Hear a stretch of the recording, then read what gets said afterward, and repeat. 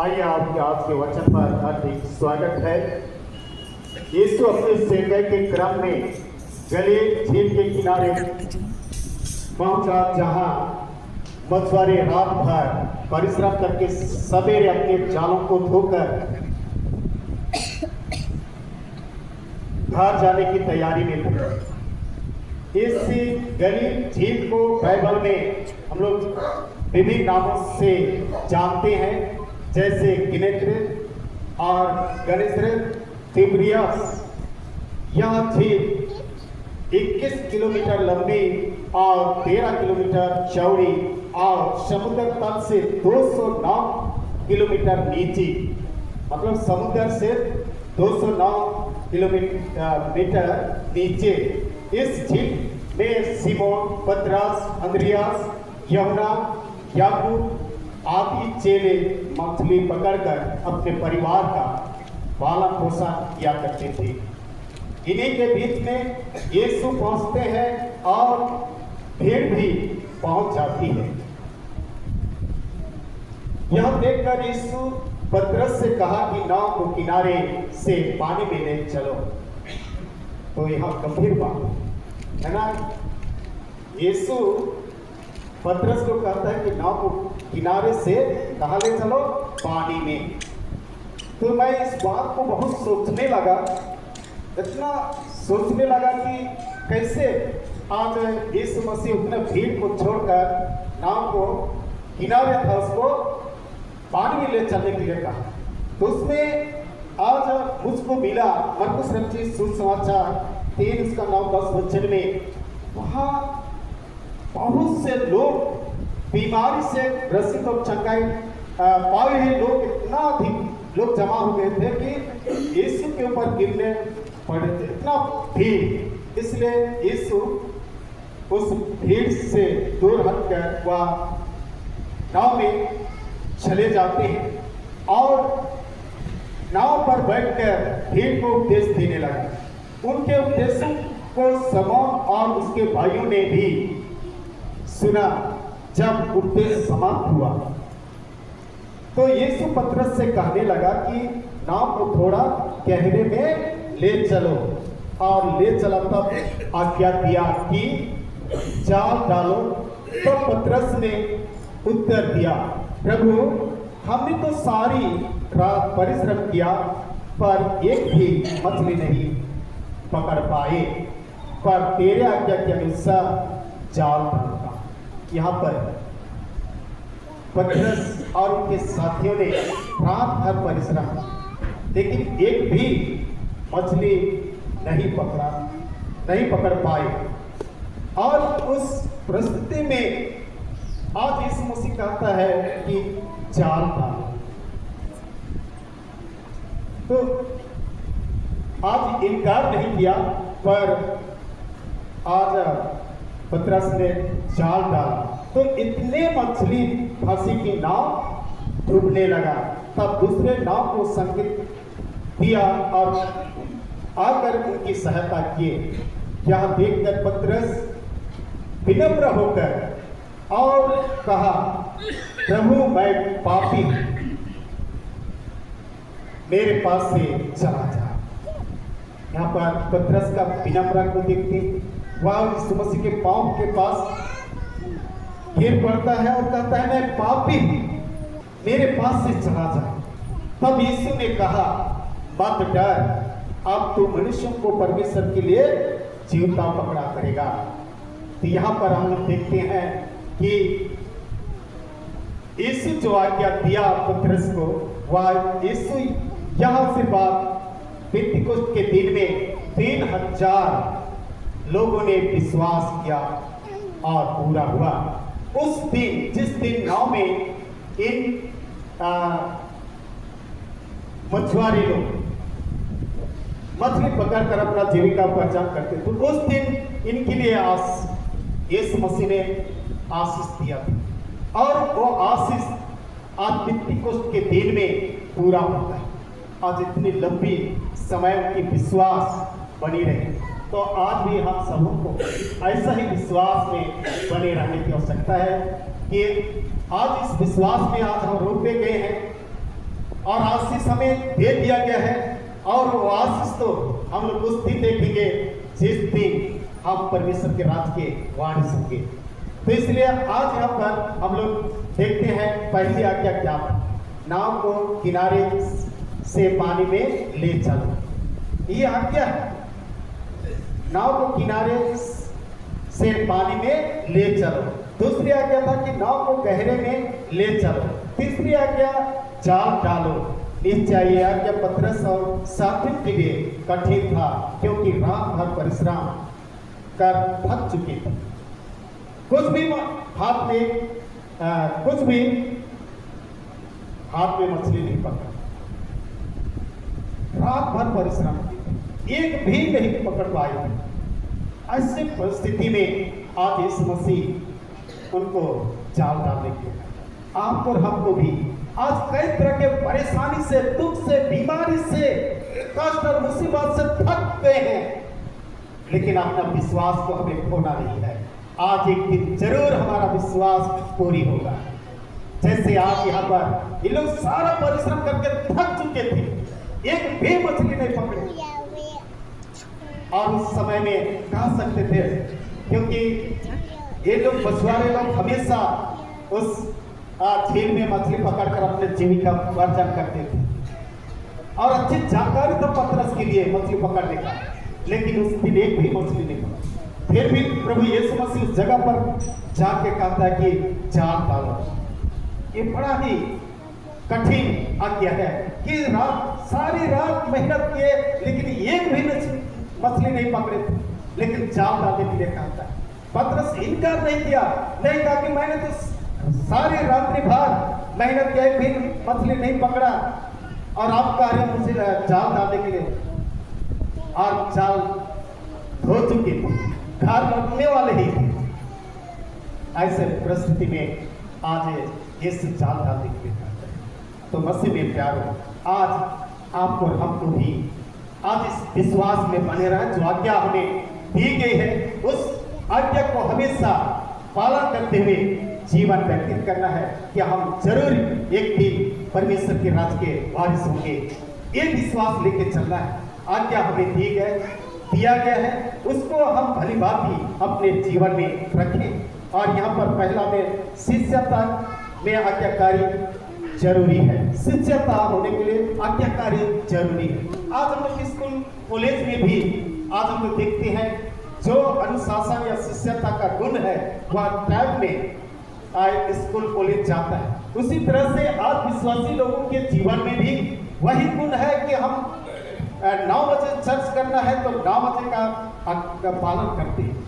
मैं एक बिशप के शादी संस्कार में मैं गया था, तो एक जगह पर 10 बजे समय दिया गया था, 10 बजे, और शादी संस्कार कितना बजे होता है? 12 बजे।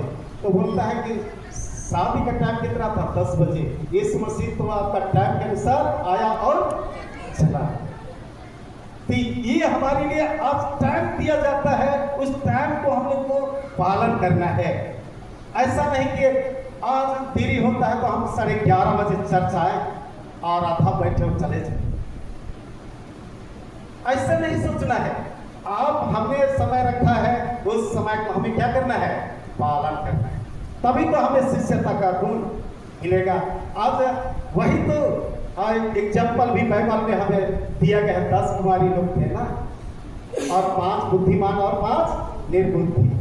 आज्ञा का उल्लंघन किया 5 लोग कि अभी प्रभु यीशु मसीह नहीं आ रहा है, थोड़ा सो लेते हैं, घूम लेते हैं, आ जाएगा तो देखा जाएगा। ऐसे ना हम लोग भी सोचते हैं ना, आएगा हमें तैयार हो जाएंगे। समय नहीं, समय आप और मेरे लिए दिया गया है। इस समय को हमको भली भांति अपने जीवन में पालन करना है। बाइबल इसलिए तो कहता है अवसर को बहुमूल्य समझो, क्योंकि दिन पूरे हैं। अवसर दिया गया है, प्रभु आ जाएगा तो हम लोग तैयार हो लेंगे, ऐसा बात नहीं है। आज आपको समय दिया गया है, हमेशा तैयार रहना, इनकार नहीं करना है। जैसे यहाँ शिष्यता का आज्ञाकारी जरूरी है, और नीति वचन 10:22 में भी आज्ञा मानने वालों को हर प्रकार की आशीष देने की बात करता है। हर आज्ञाकारी लोगों को हर प्रकार की आशीष देने की बात करता है। हर एक लोगों के लिए आशीष रखा गया है। जब हम आज्ञाकारिता का जीवन जिएंगे, शिष्यता का पालन करेंगे, विश्वास करेंगे, इसलिए कहता है हम किसी भी परिस्थिति में हो यीशु के आज्ञा को पालन करें, वह हमारी आवश्यकता के अनुसार आशीष देगा। जैसे पतरस और उनके साथियों को दिया, यह आशीष उन्हें मछली के रूप में मिला, क्योंकि उसके परिवार को उस समय यही आशीष चाहिए। यदि वे यीशु की आज्ञा का पालन नहीं करते तो यह आशीष उन्हें नहीं मिल पाता ना। यहाँ पर हम लोग देख रहे हैं कि जिस चीज की जरूरत थी यीशु ने उनके जीवन की आवश्यकता को पूरा किया। जिस चीज की जरूरत थी, मछली नहीं पकड़ते तो उनका परिवार पालन पोषण नहीं हो सकता था, लेकिन आज उसको मछली पकड़कर उनके जीवन की आवश्यकता की पूरा किया है। आज भी हम लोग हर एक चीजों को आवश्यकता पूरा करता है, हर चीजों को पूरा करता है। हम लोग इतना दिन हुआ बारिश के लिए कितने लोग प्रार्थना किए कि हमारे लिए बारिश भेज दे, पर प्रार्थना किए, मांगे हम लोग, कोई नहीं मांगा, मैं भी नहीं मांगा, लेकिन परमेश्वर आज हमारे आवश्यकता को जानता है पूरा। तो ये चीज कौन दिया? परमेश्वर आज हमारे लिए हर एक आवश्यकता को पूरा करता है, इसलिए हमेशा उसके निकटता में रहकर जीवन व्यतीत करते हैं। हम लोग मांगते नहीं, फिर भी परमेश्वर देता है। लेकिन बाइबल हमें क्या करता है? मांगो तो तुम्हें दिया जाएगा। आज मांगना है, मांगने पर जरूर मिलेगा और उसमें बने रहना है। मांग के ऐसा नहीं कि मांगेंगे तो जरूर मिलेगा, लेकिन उसमें बने नहीं रहेंगे तो नहीं मिलेगा। मांगने के साथ हमें बने रहना है। इसलिए यूहन्ना रचित सुसमाचार 15:7 में लिखा है, यदि मुझमें बने रहो और मेरा वचन तुम में बना रहे, जो चाहो मांगो वह तुम्हारे लिए हो जाएगा, है ना। उसके वचन पर बने रहने के द्वारा से मिलेगा और तभी पूरा करेगा।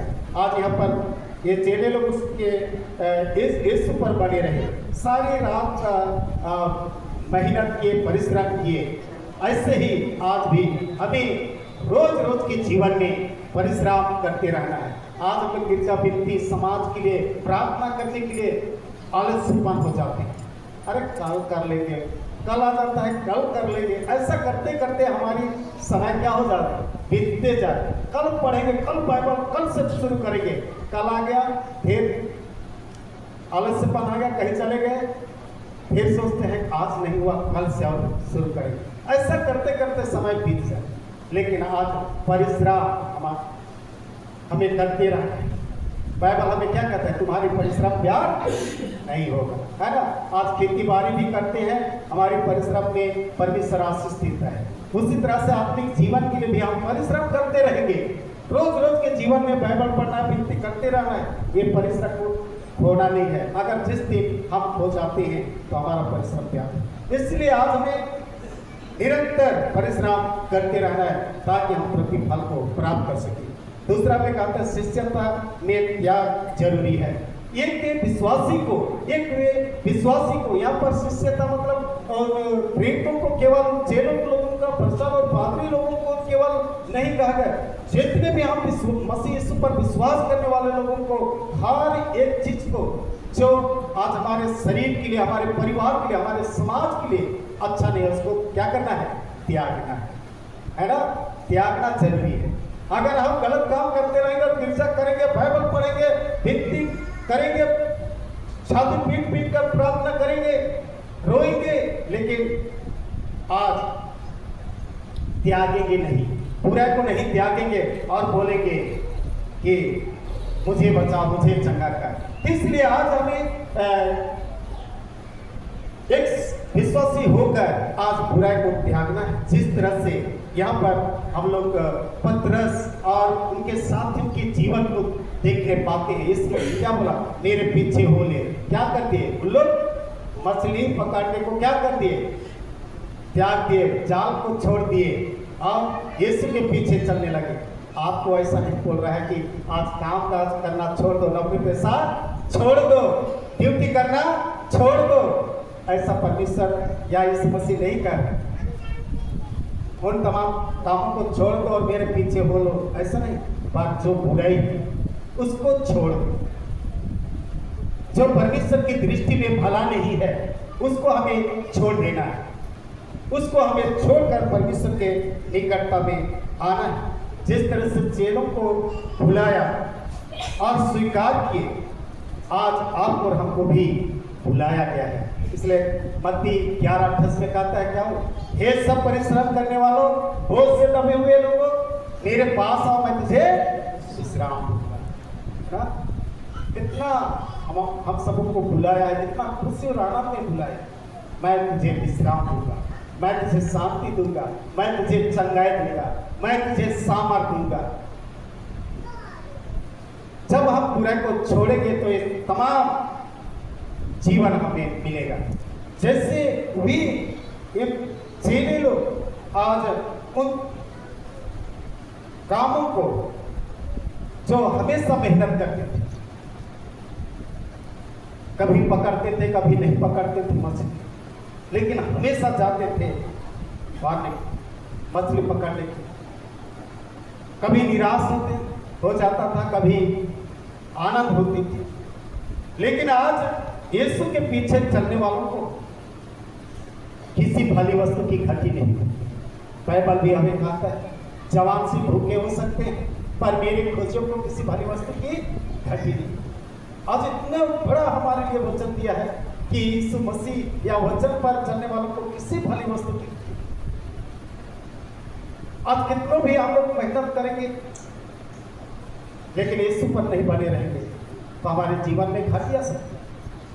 आज जवान सी बोलने से आप समझ सकते हैं, वो फ्रीडम स्वतंत्र आहेर कर सकती है। किसी का घर द्वार या कहीं पर भी जानवर को हमला करके अपना शिकार करके अपना आहार पूरा कर सकते हैं, लेकिन वो जवान से भूखे हो जाते हैं। लेकिन परमेश्वर के क्रूतियों को, परमेश्वर के वचन पर बने वालों को किसी भली वस्तु की घटी नहीं।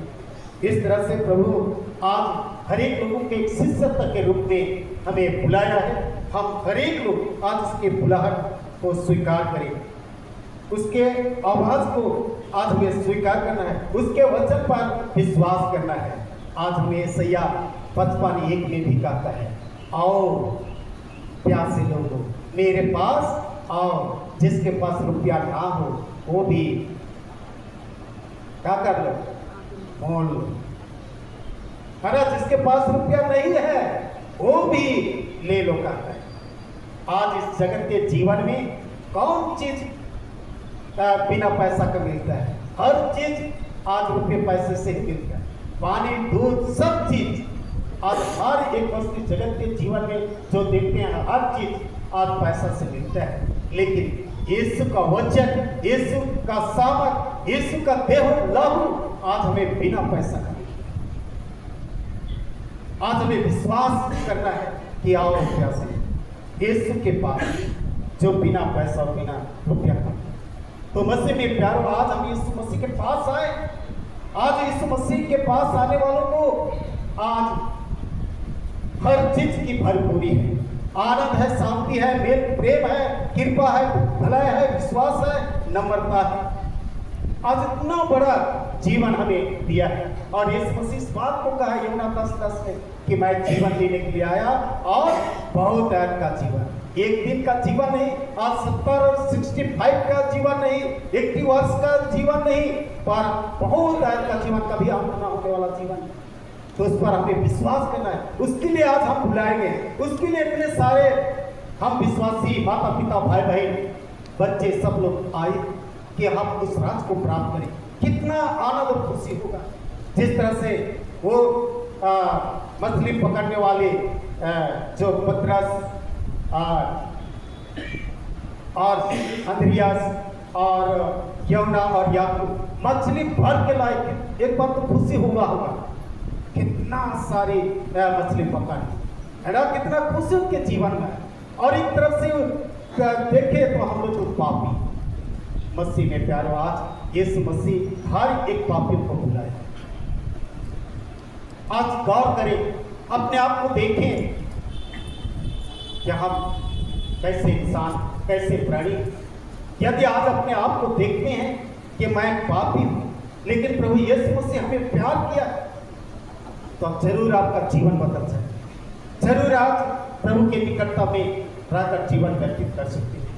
मैं मत्ती 22 उसका 1 से 14 वचन जो हम लोग देखेंगे, यहाँ दृष्टांत सुनाया है और कहा है, स्वर्ग का राज्य उस राजा के समान है जिसने अपने पुत्र का विवाह किया और उसने अपने दासों को भेजा कि निमंत्रित लोगों को विवाह के भोज में बुलाए, है ना। आज हर एक जन, हम लोग क्या है, निमंत्रित लोग हैं। आज बहुत सारे हम लोग इस मसीह का निमंत्रण को अस्वीकार करते। आज अस्वीकार किस तरह से? आज प्रभु भोज में शामिल नहीं होते। ये परमेश्वर का पुत्र यीशु मसीह जो राजा के रूप में आया और राजा होकर आज आपको निमंत्रण, एक दुल्हा के रूप में हमें निमंत्रण किया। आज हमें देव लहू में निमंत्रण किया। आज उसके उस निमंत्रण को स्वीकार करते हैं तो हम जीवन को प्राप्त करेंगे। और इसमें हम लोग इस व्यक्ति के जीवन को देखते हैं कि एक व्यक्ति कहता है कि मैं बाल खरीदा, एक कहता है कि मैं नया नया शादी हुआ, मुझे व्यापार में जाना है। ये सारे बहाना आज तो कर दे रहे हैं, लेकिन जिस दिन न्याय होगा उस दिन इस बहाना नहीं चलने वाला। तो आइए आज अपने मनों को ऐसा तैयार करें कि हम बहाना नहीं पर यीशु के पास विश्वासता के साथ आए और उसके देव लहू में सहभागी हों। क्योंकि इस 50 उसका 2-3 वचन में जब हम लोग देखते हैं, जो भोजन वस्तु नहीं है उसके लिए तुम क्यों रुपया लगाते हो, और जिससे पेट नहीं भरता उसके लिए क्यों परिश्रम करते हो। मेरे ओर मन लगाकर सुनो, तब उत्तम वस्तु खाने पाओगे और चिकनी चिकनी वस्तु खाकर संतुष्ट हो जाओगे। ये बड़ा ही आज ये वचन हमारे लिए बहुत ही प्रेरणादायक वचन है। जो भोजन वस्तु नहीं है उसके लिए तुम क्यों रुपया लगाते हो। आप जान सकते हैं, जो भोजन वस्तु नहीं है उसमें हम लोग बहुत खर्च लगाते हैं, बहुत रुपया लगाते हैं। आज तरह तरह का नशा पान लोग करते हैं, इतना महंगा नशा मिलता है, उसमें पैसा लगाते, उसमें पेट भी नहीं भरता। कि भरता है और उसके लिए परिश्रम भी कर रहे हैं, उस चीज को पाने के लिए परिश्रम भी करते हैं, लेकिन उससे कोई फायदा नहीं। आज जो हमारे जीवन के लिए लाभदायक है उसके लिए हमें परिश्रम करना है ताकि हम जीवन को प्राप्त करें। यीशु कहा, मेरे ओर मन लगाकर सुनो, तब उत्तम वस्तु खाने पाओगे। यहाँ पर उत्तम वस्तु खाना है, स्वादिष्ट भोजन खाना है तो परमेश्वर के वचन पर ही है। और यीशु मसीह इस बात को यहाँ पर स्वादिष्ट भोजन के रूप में अपने देह लहू को दिया। कहा, जो इस जल में से पिएगा कभी प्यासा नहीं होगा, इस रोटी में से खाएगा कभी भूखा नहीं। मैं उस सामरी स्त्री को जो यमुना रचित सुसमाचार 4 अध्याय में लिखा हुआ है, सामरी स्त्री के बारे में जान, वो पानी भरने के लिए आई थी और जब यीशु मसीह से बातचीत होती है, वार्तालाप होती है, यीशु कहता है कि मुझे वह जल मांगती तो मैं देता, तो कभी प्यासा नहीं। तब वो स्त्री ने कहती है कि ना तो तेरे पास बाल्टी है ना रस्सी है और ये कुआं बहुत गहरा है, ऐसे जल। मसीह में प्यार, आज उस जल के बारे में नहीं, आप भी यहाँ इस स्वादिष्ट जो भोजन जो हम लोग शरीर के लिए खाते हैं इसके बारे में, आज हमारे लिए एक ऐसे स्वादिष्ट भोजन रखा गया है। उस भोजन के द्वारा से उस वचन को जब हम ग्रहण करते कभी भूखा और प्यासा नहीं, और इसी के लिए हमें परिश्रम करना है। आज गिरजा विनती करेंगे, जीवन पाएंगे, आज वचन सुनेंगे, जीवन पाएंगे, आज उसके मार्ग में चलेंगे, जीवन पाएंगे, और शरीर की खोज के लिए रहेंगे तो शरीर विनाश की ओर ले जाएगा। आत्मा की खोज में रहेंगे, जीवित रहेंगे और परमेश्वर के राज में सदा सर्वदा हम स्तुति महिमा आराधना करते रहे। वहाँ पर हमारे लिए स्वादिष्ट भोजन है, आनंद की भरपूरी है। ये जीवन आज आपको हमको देना चाहता है। इसलिए तीसरा में कहता है, कान लगाओ और मेरे पास आओ, सुनो तब तुम जीवित रहोगे। सुनो का आज जो वचन सुनाया जाता है उसको हमें मन लगाना है, कान लगाना है, सुनना है, तब हम जीवित रहेंगे। अगर जीवन पाना चाहते हैं, अच्छा जीवन जीना चाहते हैं, तो आज इसके वचन पर क्या करना है, मन लगाना है, तभी हम जीवन को प्राप्त कर सकते हैं। तो आइए आज हमारे मन के परिवार में प्रभु यीशु मसीह की देव लाहू आज जीवन देने वाला है, अनंत महिमा देने वाला है, जीवने वाला देव लाहू है, उसको खाएंगे हम निश्चय ही एक दिन जीवन को प्राप्त कर सकेंगे। ये वचनों के द्वारा से प्रभु आप सबको बहुत अच्छा।